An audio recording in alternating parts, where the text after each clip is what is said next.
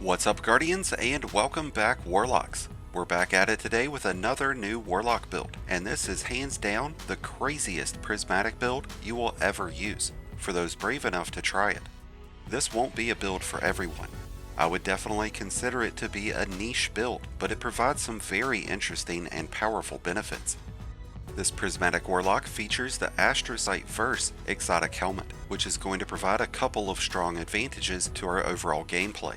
This exotic plays off of the use of Blink, so before prismatic subclasses were around, the only subclass that this exotic could function with was the Void subclass. And to be honest, that really stumped its potential, because with Prismatic now including Blink as an option, we can combine the advantages that this exotic provides with a ton of great abilities that we would never be able to use when on a Void subclass. This comes with a Move to Survive intrinsic trait. This is going to reduce the cooldown between blinks, and it'll increase the distance that will travel when blinking.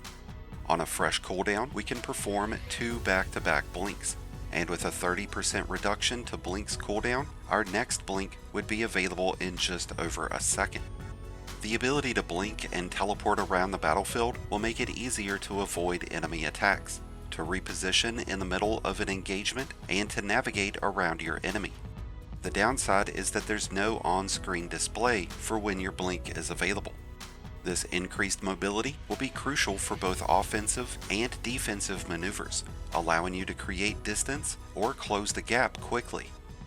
The second benefit that this exotic provides is that every time a blink is performed, enemies who are within 10 meters are going to be struck with volatile energy.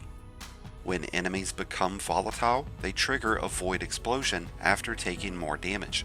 This deals 190 points of base damage, which will be scaled based on the enemy's difficulty level.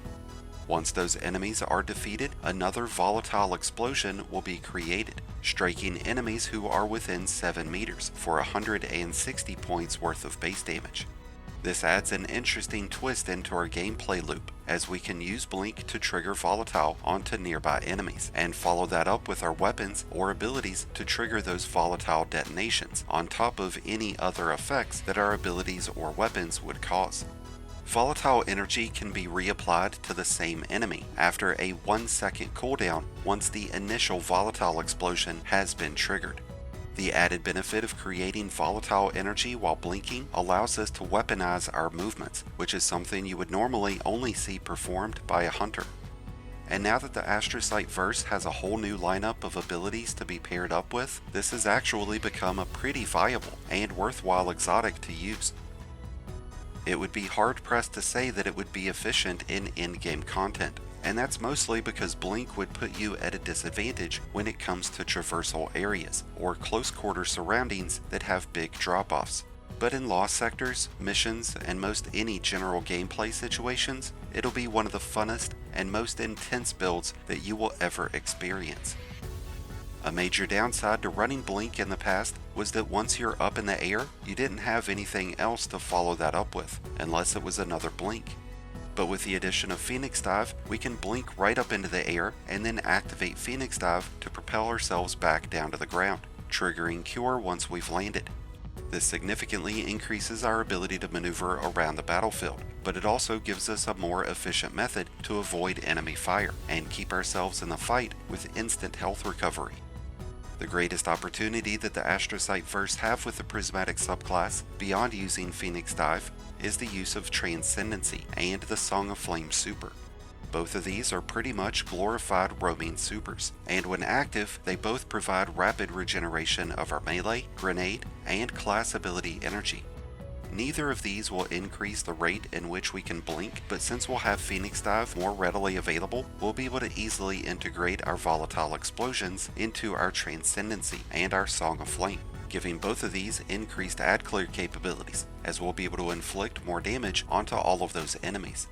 With our Song of Flame abilities emitting Scorch and causing ignitions, we'll have a more than adequate source at damaging enemies who have just become volatile, ensuring that they all explode and take their friends with them.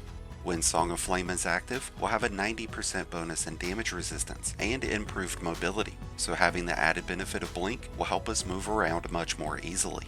This also lets us get up close and personal to our enemies, which will increase the efficiency of the Astrocyte first. Through our selection of fragments, aspects, artifact mods, and armor, we intend on playing off the use of the volatile energy as we look to combine several solar and void components into this build. When it comes to aspects, we are using the combination of Feed the Void along with the Helion Solar Buddy. Feed the Void will grant us with Devour whenever we defeat enemies with any ability, and that will include enemies who die by volatile explosions.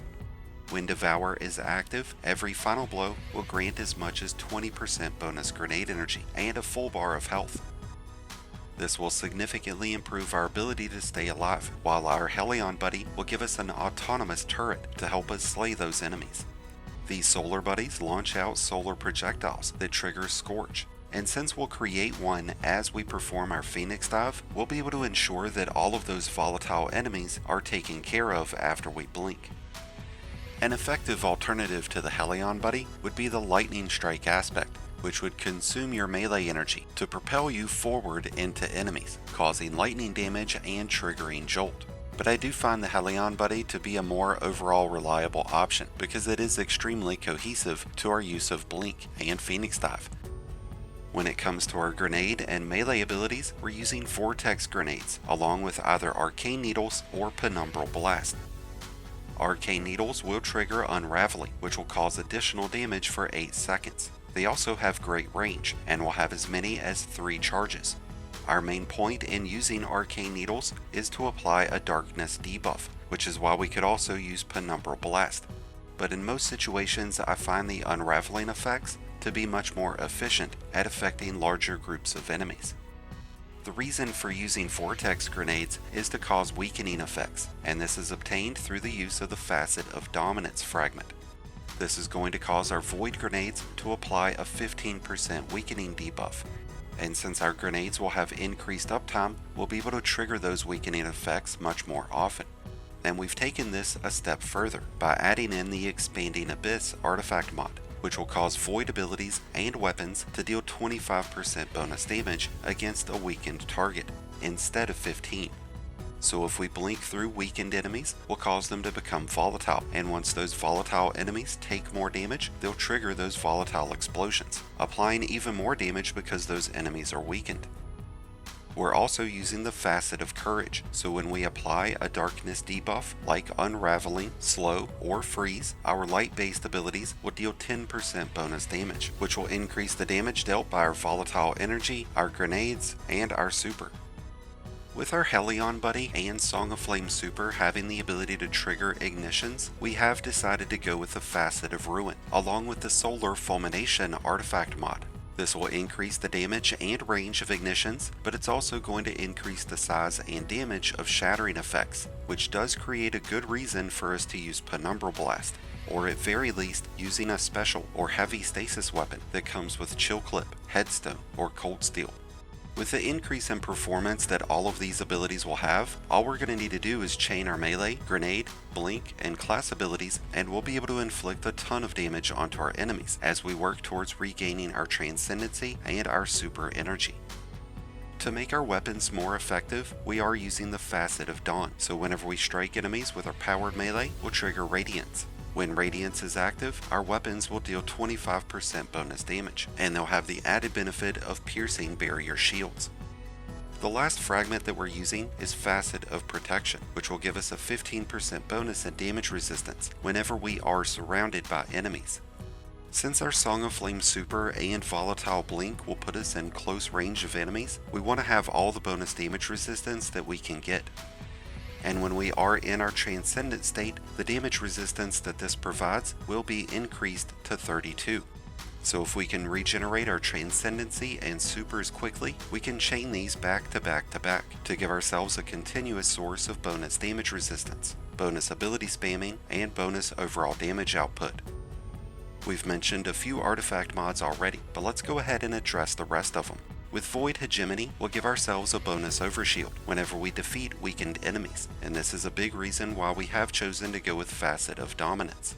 This also gives us good reason to use weapons that apply weakening, like the Tractor Cannon, Deterministic Chaos, the Buried Bloodline, or the Heart Shadow. With Radiant Orbs, we can have a secondary source of gaining Radiance to ensure that our weapons are always dealing optimal damage. We'll be able to trigger Radiance whenever collecting orbs, and we intend on making a good amount of orbs through the use of a Void Siphon mod on our helmet, the Firepower mod on our gloves, and a Reaper mod on our class item.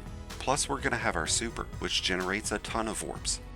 Whenever we're using stasis weapons, we want to use the Creeping Chill artifact mod, so that when we defeat slowed or frozen enemies, a burst of slowing effects will hit all nearby enemies. This is going to help us prolong the bonus damage that our light abilities are going to be able to deal because of the Facet of Courage. We've also got the Shield Crush artifact mod, which improves the regeneration and damage of our grenade and melee abilities. When we have Radiance, our grenades will deal 25% bonus damage and have 25% bonus regeneration, and when we have a Void over Shield, our melee abilities will get the same benefit. So between our class tree choices and artifact mods, the Astrocyte Verse will be able to perform better than it ever has, having more support than it's ever had, giving this Prismatic Warlock quite a bit of extra power. When looking at the weapons that you would want to use with this build, we have a good amount of Void exotics that will have some nice synergy. The Manticore is the one that stands out above any other, because it builds up a charge that allows you to levitate while using the weapon. So by blinking and then immediately firing the Manticore once it has its anti-grav meter charged, you'll be able to just hang out up in the air, gaining bonus weapon damage and generating extra overshields. And once you're ready to come down, you can activate another blink, or use Phoenix Dive. There's not many scenarios where the Manticore is a top choice weapon, but when used with the Astrocyte, those doors start opening up. Luminarch or Graviton Lance would be great options, but they're more acclimated to a distanced approach, whereas our Blink needs us to be more mobile. This is why I find exotics like the Hard Light, the Wave Splitter, the Ruinous Effigy, or Dead Messenger to be much better options. When it comes to legendary weapons, we would want those that come with Repulsor Brace. Destabilizing rounds won't be as necessary when our Blink is already doing that, but having Repulsor Brace means that we'll have extra overshields getting applied whenever defeating Void debuffed targets, which will include Volatile, which means we'll have extra survivability, extra ability damage, and extra ability regeneration. Instead of destabilizing, I would look more into something like Chain Reaction or Dragonfly so that we have more Void explosions getting created. Stasis weapons with Headstone, Chill Clip, or Cold Steel will bring us a ton of extra benefits because of our use of Facet of Ruin and Facet of Courage. I would also recommend using weapons that come with Demolitionist, Pugilist, or Strategist. With our weapons, artifact, and class tree now addressed, the only thing left is to talk about our armor. When it comes to the best character stats to focus into, we're looking at Resilience, Recovery, and Discipline. Resilience reduces incoming damage by 30% whenever at tier 10. Recovery is going to reduce the cooldown of our Phoenix Dive, and it's going to increase how quickly our health begins to regenerate. And Discipline is going to reduce the cooldown of our grenades. We've got Devour already going, so this would really help us maximize the uptime of our Vortex grenades and our ability to weaken enemies. It's for that reason that we are using Grenade Kickstart with this build. This will consume armor charges that we gain from those orbs, providing us with as much as 34% bonus grenade energy, which is going to really help us have a non-stop supply of grenades. With increased grenade use, we can make use of armor mods like Bolstering Detonation, Insulation, and Distribution to gain bonus class ability energy so that we could have our Phoenix Dive more readily available. And with Ashes to Assets on our helmet, we'll be able to gain bonus super energy whenever defeating enemies with our grenades. And this does count our combo Transcendent Grenade, allowing us to have our Song of Flame super back much faster. With the Astrocyte pushing our use of ability chaining, we'll be able to regenerate our super and our Transcendency super fast, giving us a very aggressive and very fast-paced prismatic build that's absolutely wild. Between abilities, Phoenix Dive and Blink, you'll feel like you were playing Street Fighter with as much button pressing that you'll be doing. Most certainly a fun, exciting, and powerful Prismatic Warlock build to those who are brave enough to try it. With that said, we've come to an end of today's build on the Volatile Flames Prismatic Warlock. I'd love to hear your thoughts about the Astrocyte verse, this Prismatic Warlock build, and the current state of Destiny. So let us know your thoughts down in the comments below. If you need to make a copy of today's build, then be sure to check out the Mobalytics link that's down in the description, where you'll be able to find this and a ton of other great in-game builds. Thank you as always for checking out the video. If you enjoyed and found it helpful, then be sure to hit that like button below, along with the subscribe button if you're new. Both are greatly appreciated, and both really do help support the channel. If you're a new Light Guardian just starting your journey, or a battle-hardened veteran just looking for a new place to call home, then be sure to check out the Discord link that's also down in the description and join one of the greatest communities in all of Destiny. And until next time, Guardians, this has been Profane, wishing you all some happy hunting.